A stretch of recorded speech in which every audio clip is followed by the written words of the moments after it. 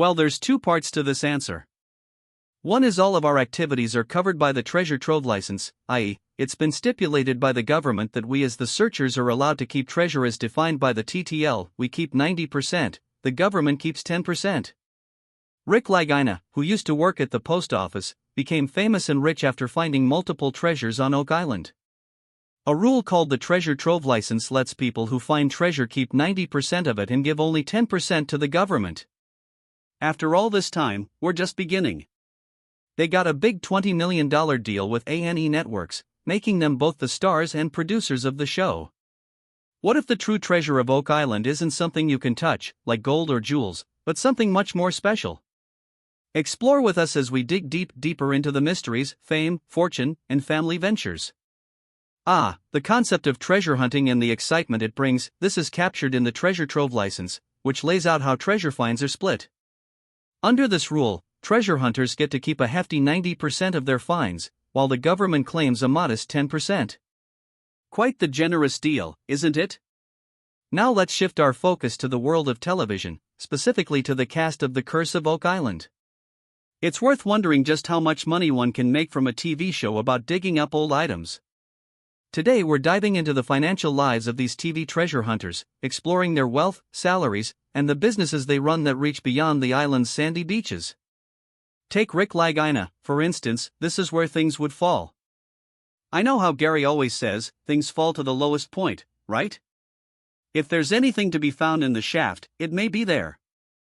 A well-known face from The Curse of Oak Island, his full name is Richard George Lagina, and he's made a name for himself as an American actor, producer, and TV personality. Alongside his younger brother Marty, he's worked on shows like The Curse of Civil War Gold and Beyond Oak Island.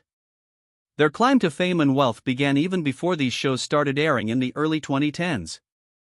Rick's early days were spent in Kingsford, Dickinson County, Michigan. He finished his education at Kingsford High School and chose not to pursue college. Instead, he worked for the United States Postal Service. His career there took him across various states, including Wisconsin, Iowa, Illinois, and Minnesota.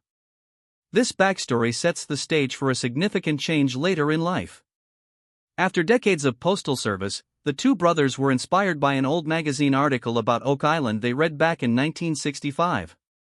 Once they both retired, they turned their long-standing fascination into a full-fledged TV show venture. Their decision to chase after this old tale in their 50s after such varied careers really makes one think about the timing and motives behind their career switch to the limelight of TV.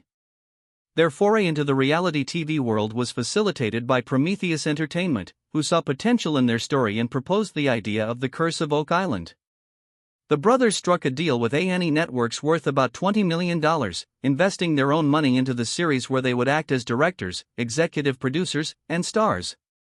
Years ago or longer, we never would have anticipated this moment where Marty and I get to go down together underground in the money pit. Show's first season drew in a large audience and secured its continuation.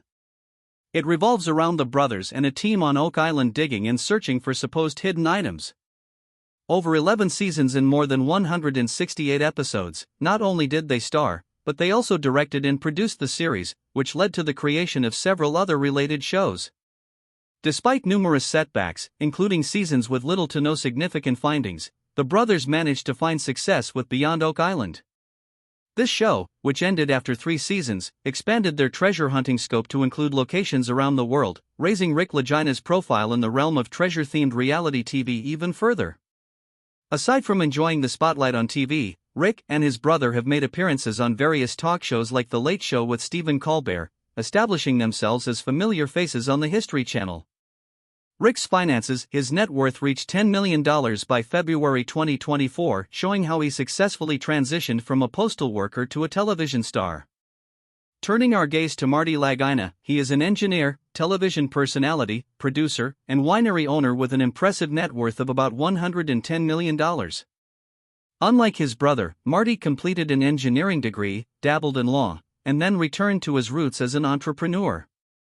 Marty is quite private about his personal life, which adds an air of intrigue around the man who has accumulated such wealth.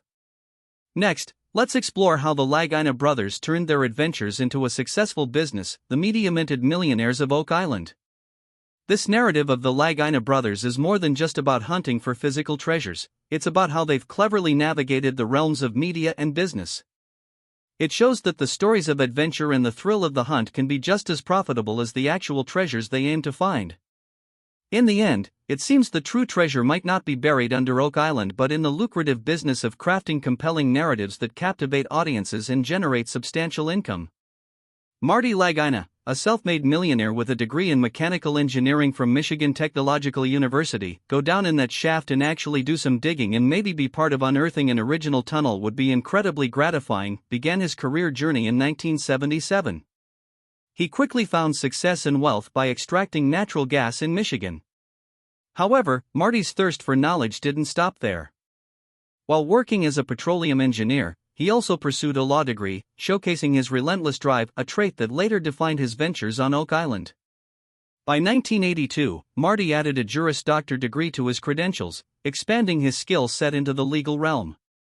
Throughout his career, Marty has served as a consultant and advisor for various companies, earning a global reputation. "We've developed a little bit over 100 megawatts of wind farms, 3 different wind farms," he stated. His entrepreneurial spirit led him to own several businesses, including Heritage Sustainable Energy, a company that claims to have made significant advances in renewable energy. Marty's personal life seems to be as flourishing as his professional life, with a loving family and extensive property holdings across the United States. He owns impressive mansions in Kingsford and Cleveland, symbols of his financial success. Despite these achievements, Marty's career in the oil and gas industry has not been without controversy. He has faced significant opposition, reflecting the wider controversies associated with the energy sector. The public scrutiny and negativity surrounding his business activities often mirrored the broader criticism facing the industry, highlighting that wealth cannot always shield one from public disapproval. Marty's son, Alex Lagina, born in 1987 in Traverse, Michigan, brought a new dynamic to the family's public persona through his role in the reality TV show The Curse of Oak Island. Alex's engineering background brought a realistic approach to the team's search efforts on the show, which involved advanced equipment for uncovering historical items. His involvement added a layer of credibility to the excavations, portraying the endeavor as more methodical than whimsical. The show, a staple on the History Channel since its debut in 2014. It's an interesting possible connection. Round Timber is associated with the original construct of the Money Pit, and Round Timber here mixes historical interest with personal stories. Marty and his brother Rick have invested heavily in their televised treasure hunt, with Alex participating for 6 years across 7 seasons. His role is highlighted as crucial to the team's success, reinforcing a narrative of family legacy and teamwork. Aside from their TV appearances, the Lagina family owns a vineyard and a former wind turbine manufacturing company, which was once claimed to be the largest in the world. Alex's involvement in these businesses, along with managing the island's tour company and museum, shows his active participation in leveraging the fam's diverse business interests. However, the media portrayal of the Laginas and their activities on Oak Island often overlooks the practical realities of such ventures, the significant financial risks and the ethical considerations of exploiting historical sites for entertainment. Despite these concerns, the series has successfully captivated a wide audience, blending the allure of undiscovered riches with the rugged appeal of its main characters. This formula has not only maintained viewer interest over several seasons but has also solidified the Laginas as significant figures in a highly speculative and challenging field. As Marty and Alex continue to navigate their multifaceted careers, both in front of the camera and in their various business ventures, their story continues to unfold.